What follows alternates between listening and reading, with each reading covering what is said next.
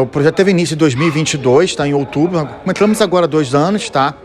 E eu acho que até eu já tenho um filho de 15 anos agora, vai fazer 16. É que agora eu tive o diagnóstico da minha filha com 17, né? Então já tô imaginando ela com 18, né? Mas no início do processo, do projeto, eu não tinha o diagnóstico da minha filha, mas já tinha do meu filho, desde os 2 anos.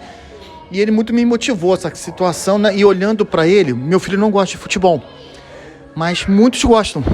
E aí, por que não você, independentemente do meu filho gostar ou não, outras pessoas curtem? Por que não tentar criar algo que possa ser voltado para os autistas, terem a questão da inclusão, de defender um espaço adaptado para essas pessoas, né? Para todos os autistas e PCDs também, porque nós também defendemos todos os PCDs, porque a partir do momento que nós defendemos o autismo e esquecemos das outras deficiências, não é inclusão, é exclusão, né? Então nós defendemos toda a pauta da inclusão de todos os PCDs também, né? Independente de nós termos o nome autistas, né? Mas defendemos e apoiamos e estimulamos a todos que possam estar conosco nessa caminhada também, porque é importante e é uma conquista de todos. E não só o torcedor rubro-negro, mas de todos os outros times, porque eu acho que o clubismo não cabe, não tem sentido, não faz parte do nosso escopo, do nosso ideal, tá? Então a gente pensa em defender e pregar essa união, sabe, que é uma luta de todos, o fortalecimento das torcidas, da causa, é importante para tudo isso, para nós alcançarmos nossos direitos, né?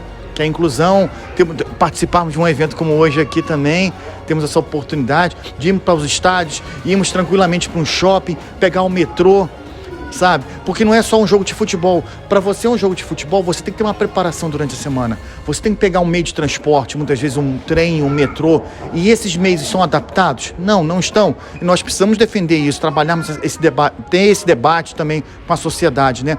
De termos um estádio com estacionamento preparado para receber os autistas, um ambiente preparado para os autistas, onde poucos lugares do Brasil tem. Não tem aqui no caso. No Rio agora eu tenho um Vasco com um camarote, e agora nós estamos lutando para o Maracanã que tenha, e o futuro estádio do Flamengo também.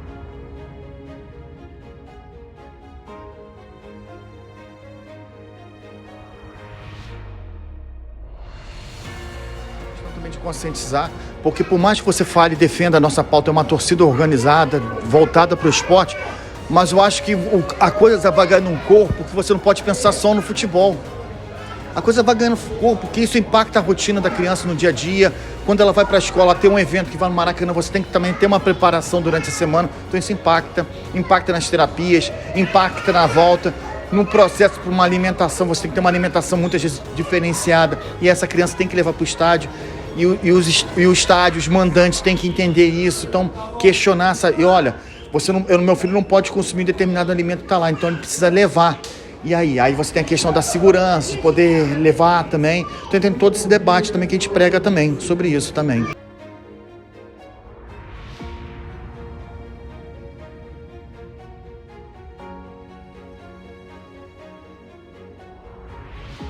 Olha, eu falo assim que para mim, que eu acho que o mais legal é quando as pessoas olham a nossa camisa.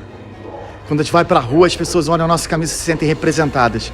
Quando você olha para uma pessoa e fala assim, vocês salvaram a minha vida. Eu já tive uma pessoa que é autista e disse para mim, que fez um depoimento no grupo dizendo que estava com problema de depressão, adulto, estava pensando em desistir da vida e trouxe um nexo para ele.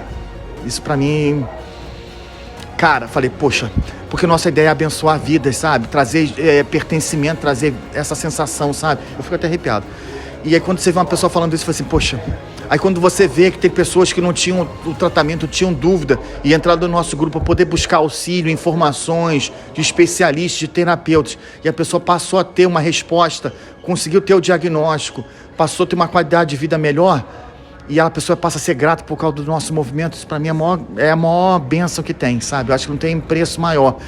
E você poder olhar a nossa faixa no Maracanã e as pessoas olhando lá, poxa, lá a faixa, as pessoas vibrando, as pessoas comentando. Você não tem noção como isso é gostoso. Você vê um gol do Flamengo, a nossa faixa aparecendo, por exemplo, atrás.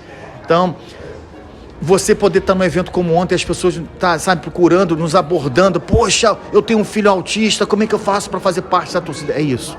Sabe? É trazer essa sensação de orgulho, porque as pessoas se sentem tão rejeitadas e as pessoas poderem olhar e poderem ter a certeza que tem pessoas que estão se preocupando com a causa. Então, pessoas que estão abraçando e querendo o bem deles, pensando no futuro deles, no presente e no futuro deles também.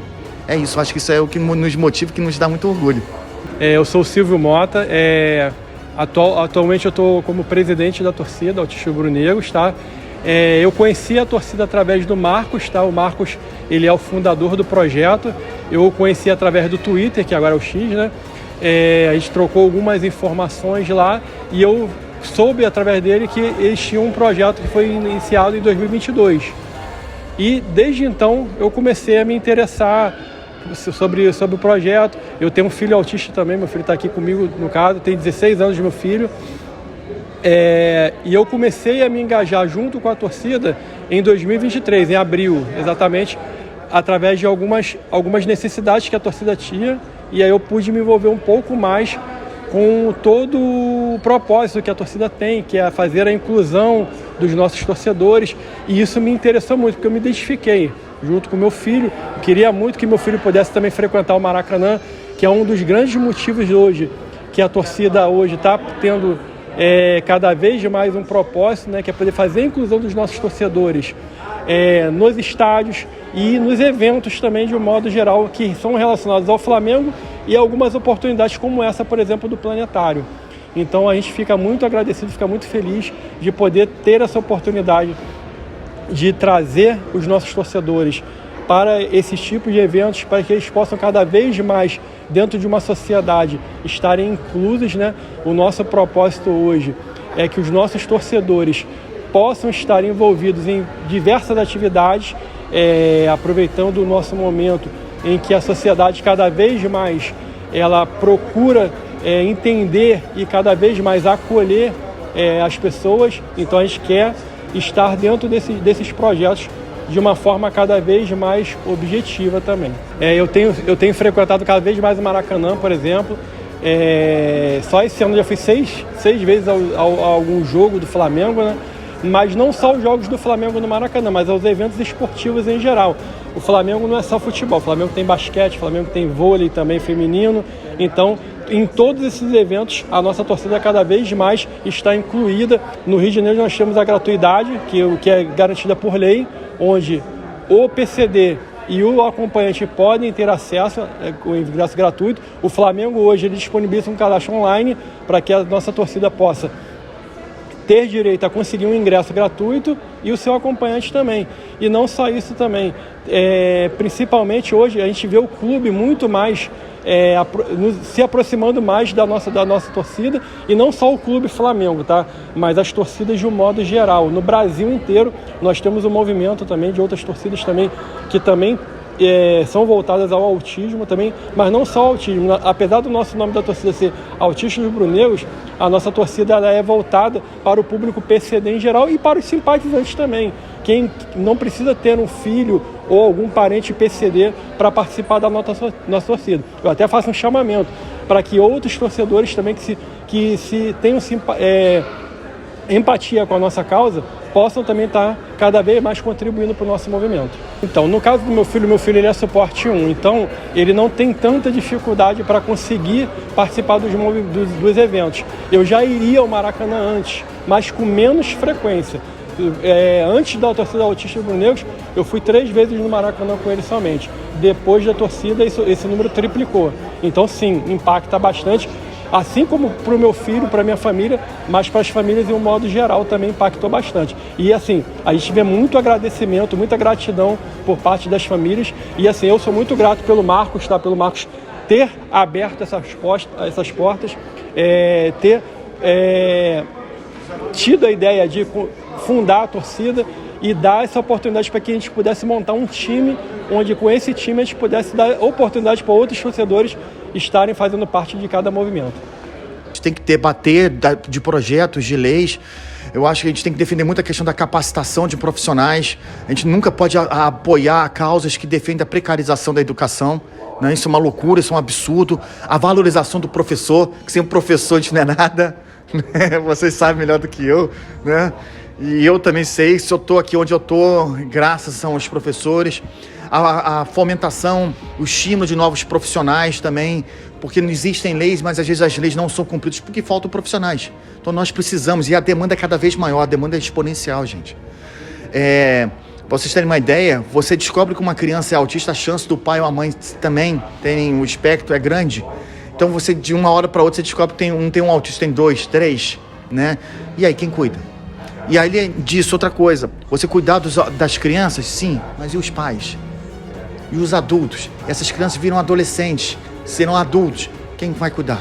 Quantos profissionais temos preparados para isso? Então é essa bandeira que nós temos e que defendemos sempre, sabe? Essa formação, essa luta pela educação, é a luta de uma saúde mais inclusiva, sabe? Que todos tenham a oportunidade de um tratamento digno, com boas terapias e com bons profissionais. E é isso que a gente vai continuar sempre, a gente não pode desistir nunca. É difícil? É. E que todos os autistas tenham o seu espaço também, né?